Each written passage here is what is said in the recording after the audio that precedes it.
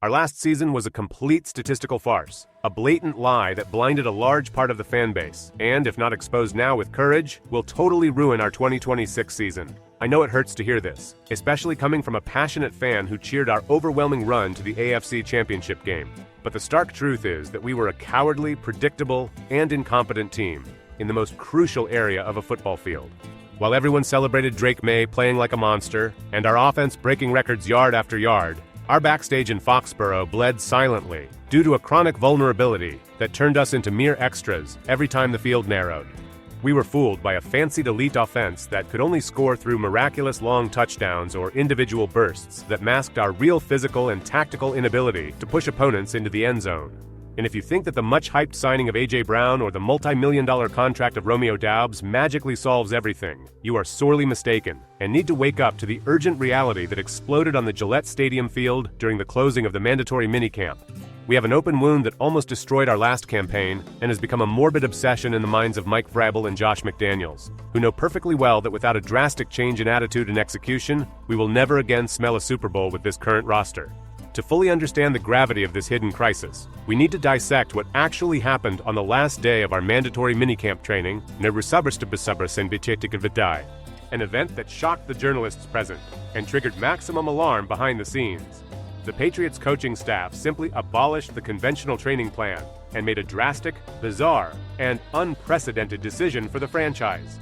Every snap, every simulated run, every play call, and every pass throughout the entire activity took place exclusively within the last 20 yards of the field, in the dreaded red zone.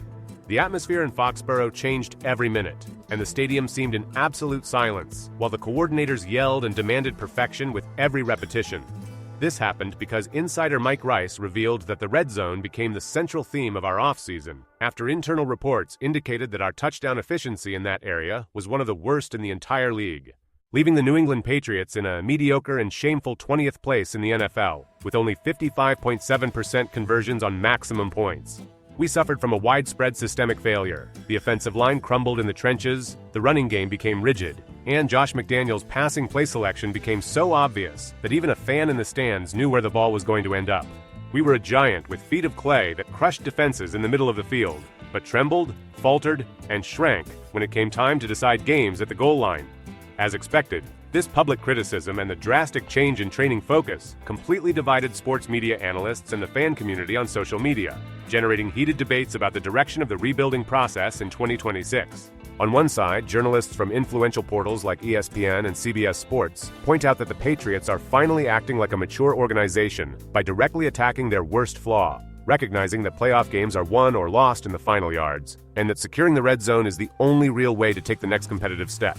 This side argues that the obsessive focus in the offseason will create the mental shell and tactical synchronicity necessary for Drake Maye to evolve in his second year in McDaniels' system. On the other hand, a considerable number of Bleacher Report insiders and anonymous NFL executives view this fixation with extreme distrust and pessimism, arguing that New England's real problem wasn't a lack of goal line practice, but rather a chronic deficiency in physical talent and aggression on the offensive line, something that exhaustive minicamp repetitions can't cure.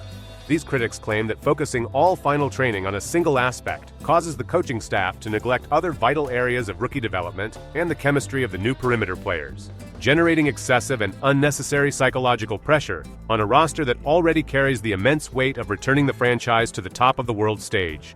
To put an end to any guesswork and lay the undeniable facts on the table, the statistical data from the 2025 season exposes our terrible reality in a bizarre way. The New England Patriots offense finished the year proudly ranking at the top of almost every traditional league category, being 8th in points per game, 6th in total yards per game, 6th in passing yards, and 5th in total touchdowns.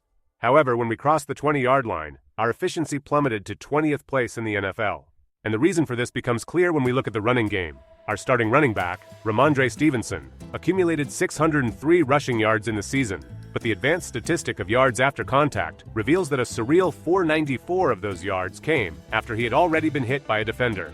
In other words, in a frightening 80% of the times Rhamondre touched the ball, our offensive line had already given him space and allowed him to be chased behind or on the line of scrimmage, making any attempt to run in goal line situations complete tactical suicide.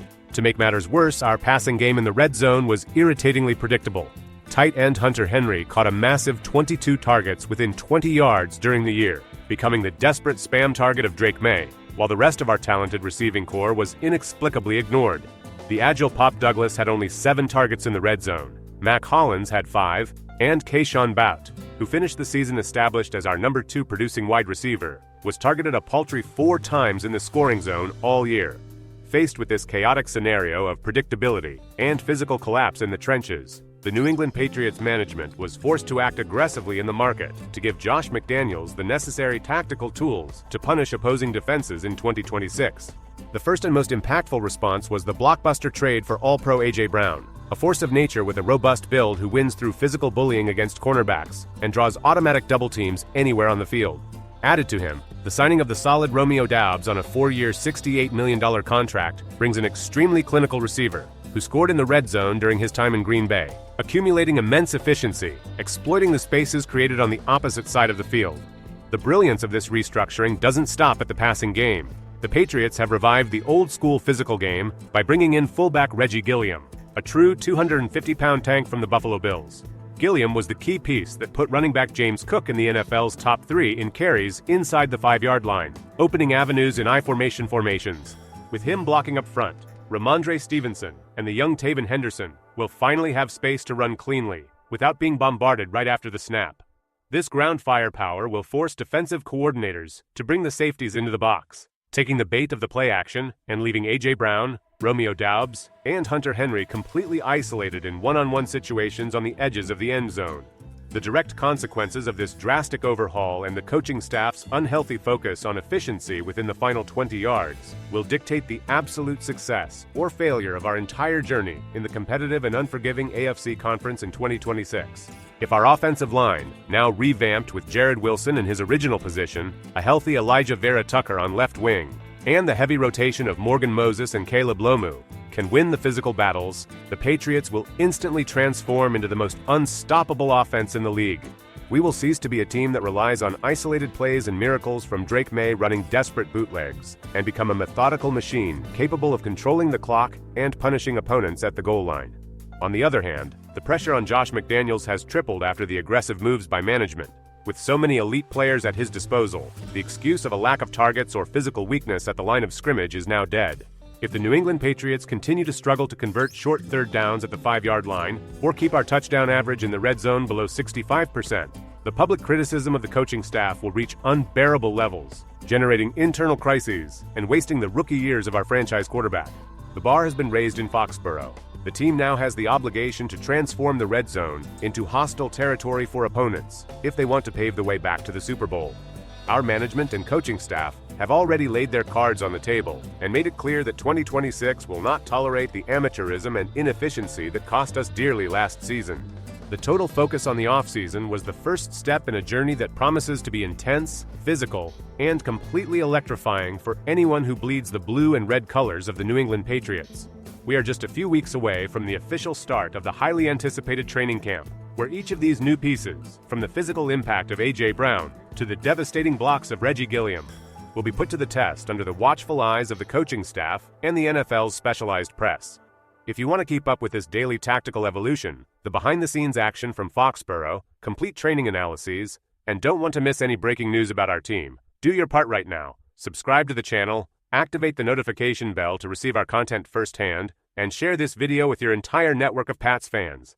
We'll have in-depth analyses coming out throughout the week to keep you updated. And to end this explosive debate on a high note, will our red zone under Drake Maye finally become elite this season? Leave your comment below, voting Y for yes or N for no.